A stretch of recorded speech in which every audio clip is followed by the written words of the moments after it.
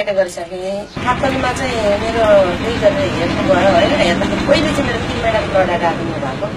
त्यहाँदेखि पछि हेर्नुभयो अपरेसन गरेर हेर्नुपर्छ भनेर माइनस हुन्छ। त्यहाँदेखि त्यहाँ अपरेसन गर्दाखेरि भरे भनेखेरि राइट साइडको ट्युब ब्लक छ, लेफ्ट साइडको ओपन छ, त्यसले केही पनि गर्दैन, हामी त्यहीबाट ट्युब खोल्यौँ न, एकपट्टिको जति काम दिन्छ भन्नुभयो।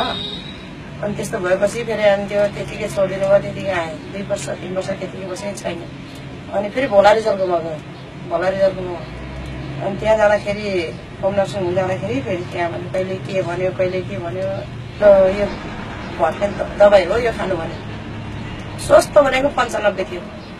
महिनामा 10 दिन खानुपर्ने, 10 दिन खाँदाखेरि 4 फ्री थियो दबाई। त्यसो भनेपछि कम्ती खर्च हुँदैन थियो। त्यो खर्च हुँदा हुँदा त सकेन, हामी त्यो गर्नु सकेन। फेरि 1-1.5 वर्ष गऱ्यौँ होला, त्यो पनि केही भएन। त्यहाँ हामीले त्यहाँ छोडिदियौँ। अनि त्यतिकै बसिरहेको थियो, होस् भनेर बसेको। पछि फेरि उहाँ श्रीवास्तवमा गयौँ, निसन्तान केन्द्र। उहाँ गएपछि भन्यो फेरि यस्तो यस्तो हो भने हुन्छ भन्यो। अन्त नि हर्मोन टेस्ट गरेर पनि 5100सम्म ल्यायो तिनीहरूले।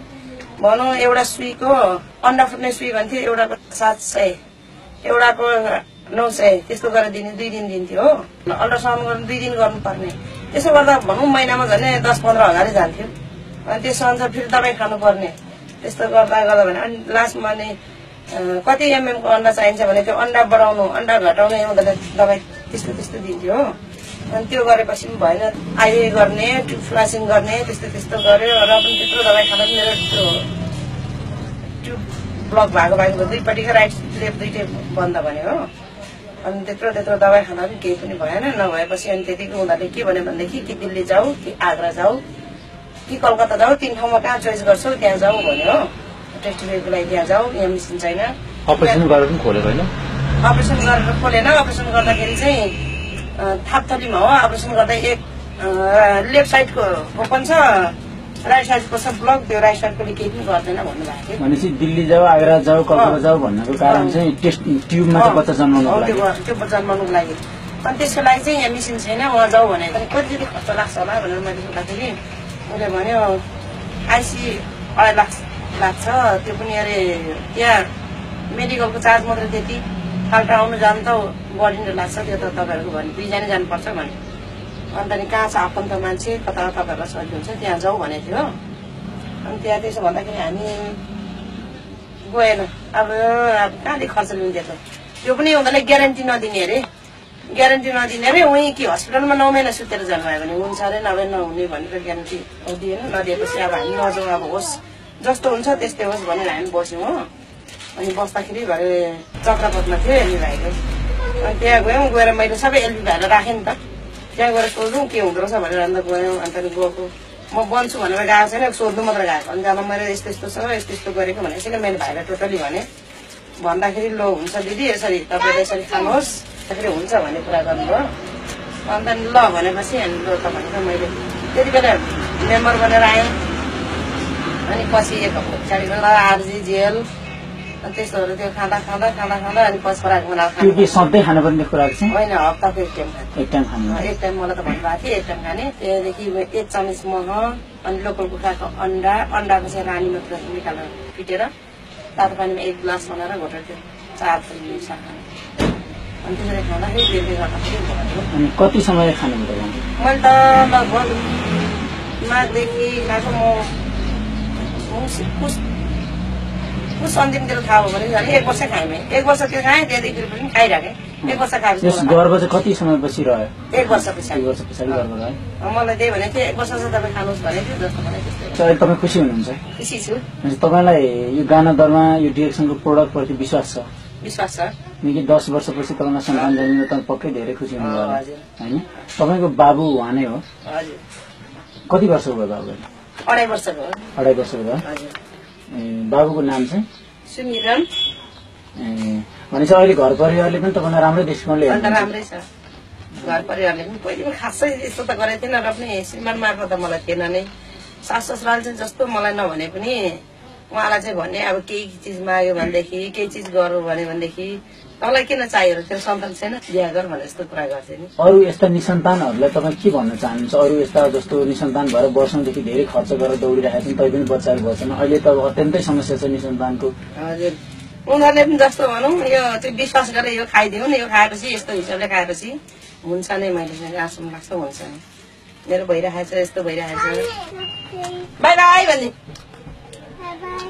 हजुरको शुभ नाम चाहिँ के हो मेरो शुभ नाम तुलसी गौतम मेरो चाहिँ पुष्पा गौतम हाम्रो घर इलाम हो मेरो समस्या भनेको मेन चाहिँ यो टाउको दुख्ने अत्यन्तै टाउको दुख्ने र मेरो भनेको सानो पेटको समस्या पाठेघरको समस्या हो मिन्स हुने टाइममा भनेको अत्यन्तै पेट दुख्ने ब्लिडिङ हुने मिन्स टाइममा नहुने 10 दिन 15 दिन पर जाने मिन्स हुनुभन्दा अगाडि 15 दिन अगाडिदेखि नै अत्यन्तै पेट दुख्ने मलाई अनि भनेको पेन किलर नखाई भनेको बस्नै नसक्ने अवस्था हुन्थ्यो 3 वटा 4 वटासम्म पेन किलर खानु पर्थ्यो उपचारको क्रममा हामीले देखाउन चाहिँ धेरै नै देखायौं इलाम घर भएको कारणले गर्दा मेरो ससुराली झापाको बाहुनडाँडी हो र त्यतैबाट चाहिँ सिलिगुडी गएर विभिन्न अस्पतालहरुमा देखाइयो जस्तै अब टाउको दुख्ने समस्या भएको कारणले गर्दा डाक्टर च्याङकोमा पनि देखाइयो उहाँ चाहिँ चाइनिज डाक्टर हुनुहुन्छ सिलिगुडीमा र अब पेटको समस्यामा पनि विभिन्न डाक्टर चटर्जी भए विभिन्न सिलिगुडीमा पनि धेरै डाक्टरहरू देखाइयो र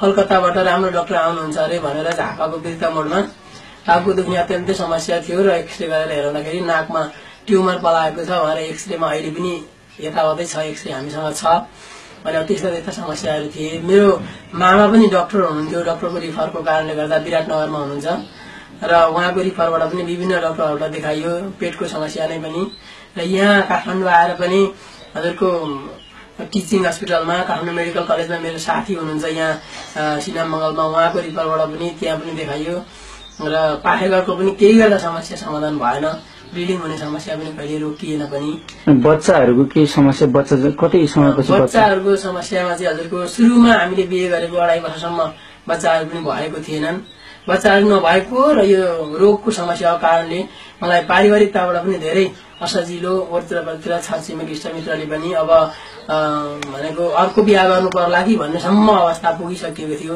र 2.5 वर्षपछि मात्रै बच्चा भइन् बच्चा मेरो छोरी छिमेकी डाक्टरहरूको सल्लाह अनुसार पनि बच्चा भएपछि चाहिँ पाठेघरको समस्या समाधान हुन्छ भन्ने खालको तर छोरी भएपछि पनि हाम्रो समस्या चाहिँ यथावतै रह्यो लास्टमा म अब समस्यालाई समाधान पनि गर्ने र उतै रोजगारको व्यवस्था गर्ने भनेर काठमाडौँ आएँ काठमाडौँ आएपछि चाहिँ एउटा किराना पसल गरेर बस्ने सुरु गरियो शान्तिनगरमा पाठेघरको समस्यालाई चाहिँ लास्टमा हामीले परिवार नियोजनको अफिससम्म पनि देखायौँ देखाउँदाखेरि क्लोजन भइसकेको छ पाठेघरमा र योभन्दा अब अगाडि हामीले हाम्रो रेकर्ड अनुसार चाहिँ अब क्लोजनमा आइसकेपछि काटेर फ्याँक्नु उपाय हुँदैन पाठेघर फाल्ने भन्ने समस्या आइसकेको थियो यानि कि त्यतिखेर मेरो श्रीमती 23 वर्षको उमेरको मात्र थिइन् भने 23 वर्षको उमेरमा पाठेघर काटेर फाल्ने या परिवारलाई नै श्रीमतीलाई नै छोड्ने भन्ने खालका कुराहरू मेरो लागि चुनौती थिए त्यस्ता कुराहरू मैले अँगाल्न नसकेर मैले पनि श्रीमतीलाई छोड्न नसक्ने बरु कसरी हुन्छ कहाँ गएर औषधि उपचार खोज्ने भन्ने क्रममै काठमाडौँ आएको थिएँ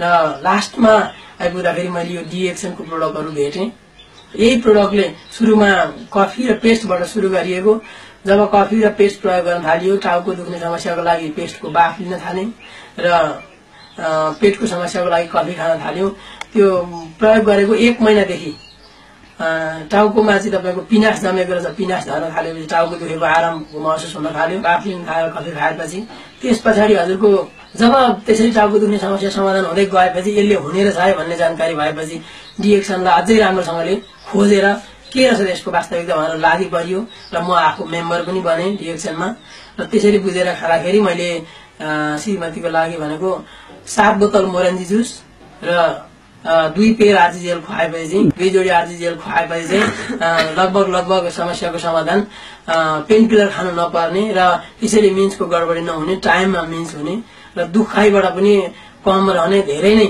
अब चाहिँ बाँचिने रहेछ भनेर अहिले पाठेघरको स्थिति नर्मल छ अहिले कुनै त्यस्तो अप्ठ्यारो छैन भनेर डाक्टरहरूले भनिसक्नु भएको छ म अत्यन्तै खुसी छु किनभने म भनेको अन्तिम अवस्थामा पुगेको मान्छे मलाई यो डिएक्स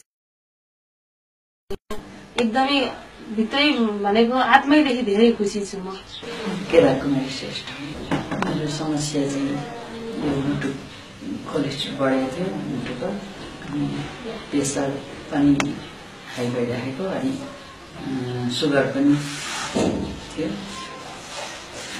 दुकानलाई देखाउनु गएको थिएँ त्यति बेला अनि